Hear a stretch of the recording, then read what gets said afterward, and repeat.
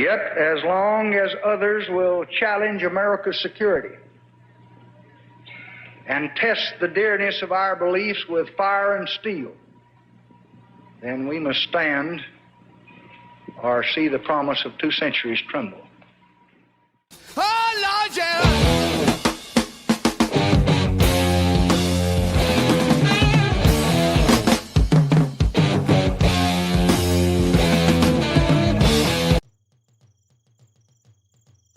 The Vietnam War, which just happened to be the largest proxy war that ever happened during the Cold War. But in modern times, most people would simply know it as the war Tom Hanks fought in, instead of the war that Tom Hanks fought in. Okay, I can't do it anymore. What's cracking, y'all? Welcome to the Music of Vietnam, where I don't know if you're literate, but today we're covering the music that covers Vietnam. But Clutch Powers, what exactly is the point of covering music related to war? Isn't a war about fighting and not music? Oh yeah, I was about to get to that reason why, but you rudely interrupted, Mr. Virgin. How about you shut the f*** up and let me get to the point next time before you interrupt? The importance of the music of Vietnam is pretty simply put as it's music with a message and a goal in mind. The goal here in the Vietnam War, of course, was to end the war for most artists. Trust me, nothing was better at stopping the next morning's napalm than a bunch of hippies getting together and singing about peace and love and LSD, and actually skip that one. And just a simple disclaimer for y'all, this is one of the only videos where I'm going to be like focusing on the lyrics. It's never really my focus. I'm more of a feel, touchy sound. Ooh. Oh shit, don't clip that. But normally I don't listen much to the lyrics unless it's like emotionally resonant. But in topics of like protest music, it's kind of important to have the focus be on the lyrics because that's what the topic's about. So yeah. We're not going to focus on the sound today, we're going to focus on what the sound is saying. So, without further ado, let's get to it then. Some folks are born made to wave the flag. Ooh, they're red, white, and blue. Okay, don't kid yourself. You knew this was going to be on the list. Pretty much, you and your entire extended family knows this damn song. This is the helicopter song. Helicopter, helicopter. No, no, no, no, no! Not that one! No! The one you hear in movies, not that brain rot. Anyhow, for what you might not know about this song, it's an in-depth commentary on the class divide in times of war. You see, most of us aren't senators' sons with silver spoons put in our hands upon our birth. Most of us are born as Joe Schmoes, grown up to be nothing in this capitalistic system. Therefore, this song comments on the fact, in times of war, is it the senator's sons that get sent off, or us regular old Joes? It's us regular old Joes, despite the fact the senators are normally starting it. But I tell you what, I don't know about you, but I'm going to go to bed. So the song's main theme here is the fact that those sent off to war are not the fortunate sons. The fortunate sons are the sons of millionaires, the sons of senators, the sons of just the very wealthy assholes.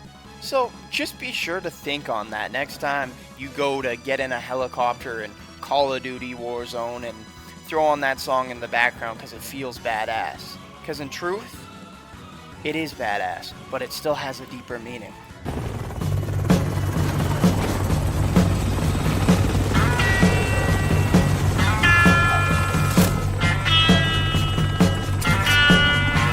I got a letter from LBJ, it said this is your lucky day, it's time to put your khaki trousers on.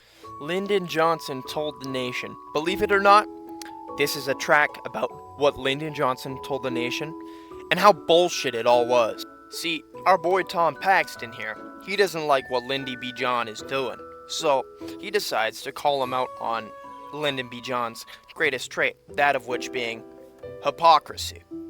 For those of you who don't know what hypocrisy is, let me put it simple for you. This is Gwenda Funkle.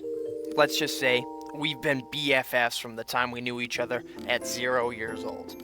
But recently, Gwenda Funkle's been disappointed in me because it just so happens that I cheated on my longtime lover, Brad, with my longtime secret lover, Jonathan. Now you see, right now, Gwenda Funkle, she has the moral high ground, right? She's telling it how it is, and she's putting me in my place for being a bad human being. But you see, that moral high ground can't last when you find out the deep, dark truth. Because she's actually also been cheating on her longtime lover, Gavin, also with Jonathan. So instead of her being this morally superior being telling me what is and what isn't, she's just full of shit. She's claiming to be superior, she's claiming to do things for the right reasons, and she's guilty of exactly what I'm guilty of. And that, my friends, is exactly what Lyndon B. Johnny is guilty of. He claimed he wanted the best for everyone. He claimed he wanted to help the nation. He claimed he was doing this war for the right reasons. And then he even claimed, never mind, it's not a war anymore, it's a small-time conflict. And that's what this song by Tom Paxton, Lyndon B. Johnson Told the Nation is all about. It's that sniffling politician's bullshit he spewed throughout the Vietnam War. And I kind of ranted on that a bit, but you get the general picture of what this song is targeting now. I hope you're happy.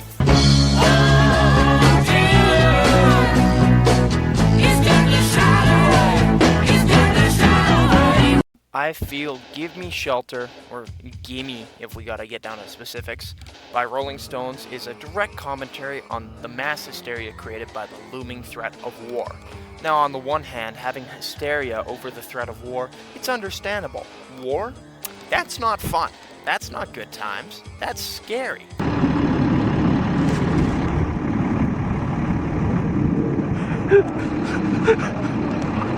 And that pretty much sums up the message. War's scary, war's bad, does bad things, and it's just a shot away. That's really all this song is saying. It's not really adding much substance to the overall commentary, but you know, it's a fire-ass song, so that's all that really matters to me. Well, come on, all of you big strong men. Uncle Sam needs your help again. Imagine if everyone who was anti-war in America, instead of being hippies like they were at the time, imagine they were rednecks. This is what their entire movement would sound like, is feel like I'm fixin' to die rag. Like, what? How to put this baby on safety is make sure this little button right here is on red. That means when you pull the trigger back, nothing. I mean, don't get me wrong, it's kind of clever. It's a satire song, which for the time period, that's pretty rare. But it's not like clever satire. It's just like satire that a brick wall could understand. You know, it's just it's about the comprehension of a redneck at the time. Still got a good anti-war message, but I don't know. Don't expect any poetry to come out of this song. I think it's time we stop, children. What's that sound? Everybody look what's going down. This. I'm talking this, man. The vibes, the message, also mellow and also true. For what it's worth, gives us questions and challenges us to question our surroundings without forcing an opinion down our throat. It gives us the opportunity to decide what's really going down. It's just such a peaceful song. It's a unifying song. It makes me feel like I'm drowning in the aura of this man. Your birthday, happy birthday. And because of these welcoming and peaceful vibes, just open to anyone to question their reality, it invited tons of people in. And I'd say this is one of the biggest songs in the pro-peace movement of the Vietnam War. Really. You see those rallies from that time period? Pin at least some of that on Buffalo Springfield. Gonna be honest, I don't know if it's a band or a singular guy, but just roll with it. And if you take my hand, my son, oh, will be well.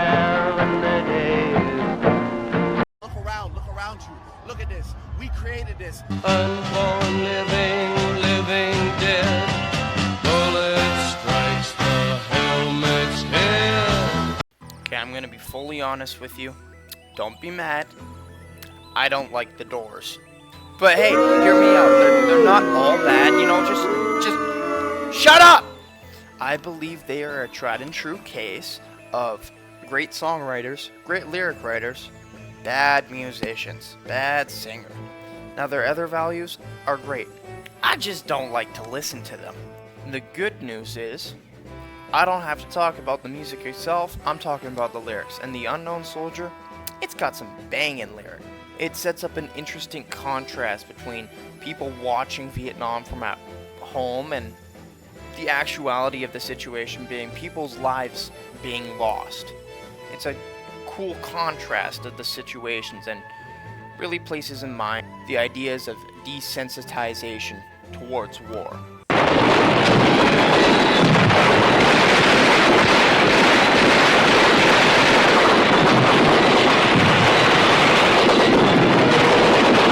Overall, I don't like this song very much, but it has some very intelligent lyrics on the desensitization of war, and I think for one that's very interesting to read and look into, but I do not care to listen to this song. Go for it if you want. It's just not a Clutch Powers recommendation. To bring some loving here today, yeah. Jamie Foxx always says the girls wanted some Marvin Gaye to start the party off right. Man, he's got a point. It just fills your soul with fulfillment, despite the whole point of the song being what's going on and us not knowing what's going on. So it's kind of the opposite of fulfillment, but you know, it's also like you're moving on. But in all truth, it calls out the fact that people are killing each other. People are dying, and the world is at the opposite of ease.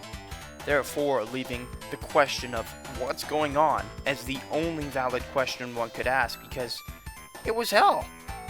And I feel this song and this album, honestly, Marvin Gaye, he helped a lot in making people realize what's going on is not good. I know it's a pretty simple message, but it hits because of the soul.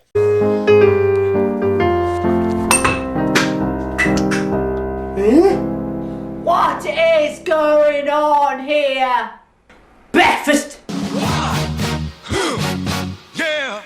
What is it good for? Don't kid yourself. You know this song? I knew this song when I spent my days shitting my pants. Better yet, I knew this song when I was a sperm cell, and I knew all the words too, because it's just so iconic. Everybody knows it. Does anybody actually listen to this song?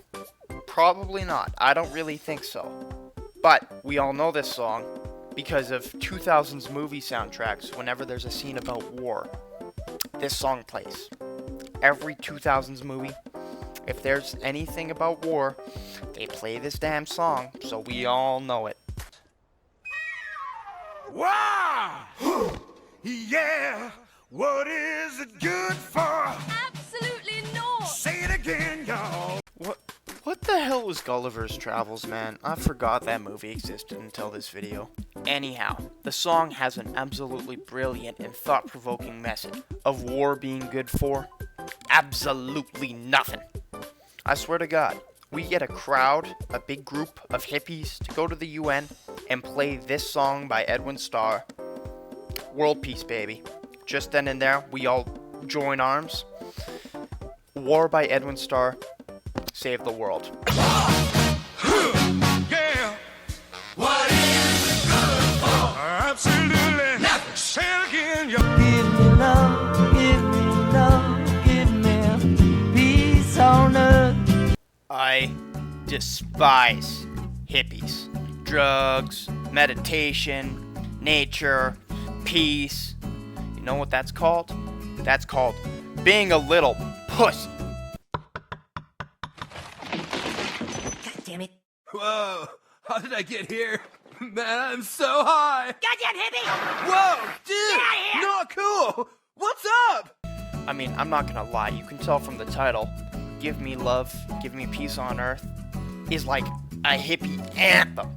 I was ready to go into it with hatred, fumigating from my lung holes, my ear holes, and my tip hole. But then I listened to it, and I'm not gonna lie, kind of wondering when the next Woodstock is, guys, because that song bang. It's just sang so beautifully. The guitar is beautiful, and the message of give me love, give me peace on earth. It's inspirational. It's wise. Seriously, this hippie stuff may not be as bad as I once thought. It's just, look at them, enjoying life, living it free, without the confines of society.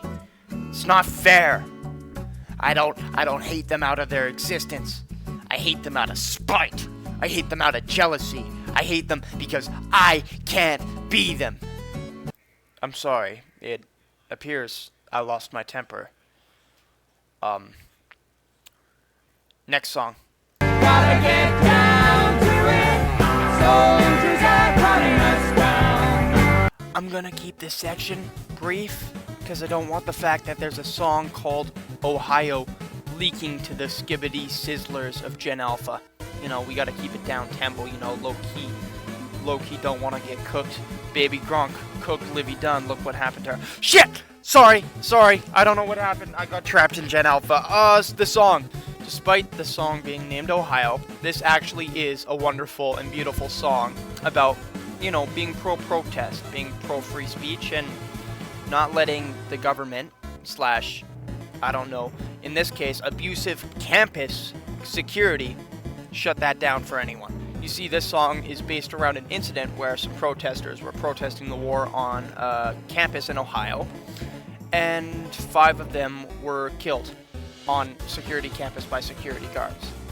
Yeah, why the hell isn't this certain protest in our history books, huh? It's because America did it, and America always has to be the good guy.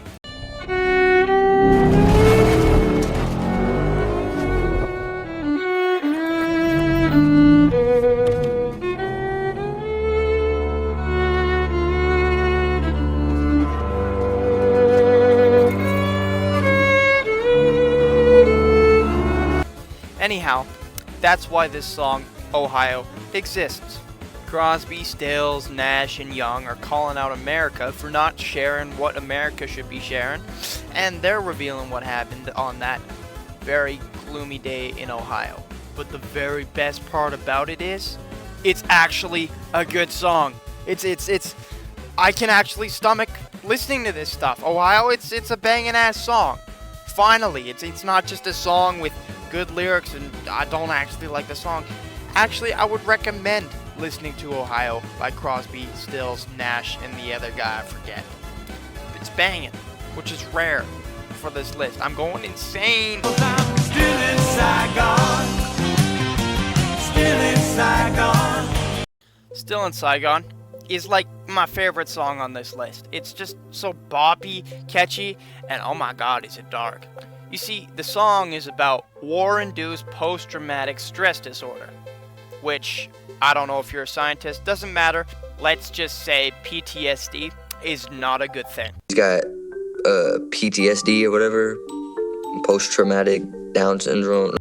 It's a great song, with a great message, greatly played by a great band. I mean, I don't know if you're hearing this right, but go listen to the goddamn song after the video. But seriously, if there's one you're gonna check out after this video, make it Still in Saigon, because it's an underrated, under-recognized classic, in my opinion. Let's hunger in the jungle. Well, Me and the Clutch Nation science team spent hours, decades, dedicated to this video. Now, one of our points of research was Google.